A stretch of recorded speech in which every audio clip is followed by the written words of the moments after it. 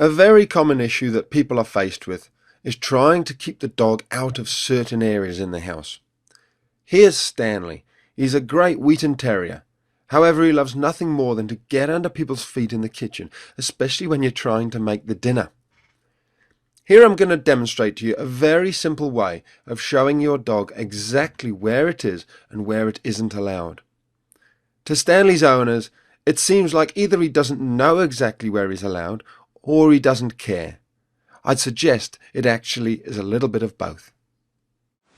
So if this is the line where you don't want the dog to go into the kitchen, the dog can't really see exactly where it is. We have it in our own minds as to where we think it is. But to make it really clear to the dog, all we're going to do is put down some sticky tape. It's crucial that there's a very obvious line for your dog, such as a change in the floor surface from wood to carpet. If there isn't, you need to make a clear dividing line using tape. Don't worry, it doesn't have to be forever. All we're going to do is kind of encourage him to come in.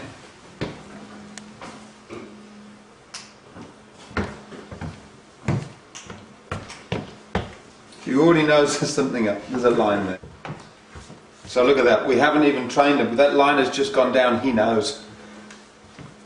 Good boy, Stan. Outside, out the kitchen. Good boy. Good boy. Here I'm demonstrating how clear the message is to Stanley. I'm dropping some food on the floor and he still doesn't come in. So we haven't really, you've been training him a little bit to keep him out of the kitchen, but you can see the power of that white line. He almost has instantaneously realised that is the line. It's now very clear. I don't know how you'll feel. Out the kitchen, out the kitchen. Good boy, good boy. Okay, so out of the kitchen when he backs off, praise him. When he's out the kitchen, we praise him. Now what we don't want to do is get him to think that every time he comes in here, if we chase him out, he gets a treat. We want him off the line. So we're actually going to say, out the kitchen, good boy. We don't want him in the kitchen at all. And he's not allowed to touch that line with his foot. Because what dogs love to do is just edge further and further and further into the kitchen. That has said to him, you don't even stand on the line. Okay. And he's saying, look, oh.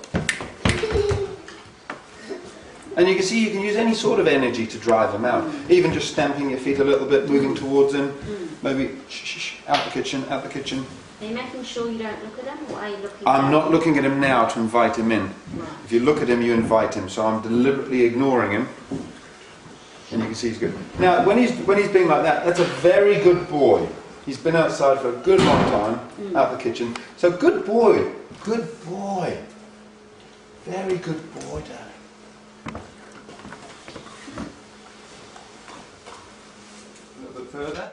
Using this calm, consistent method, it'll take only a little time before your dog, like Stanley, will get the message and understand which side of the line that he's allowed on.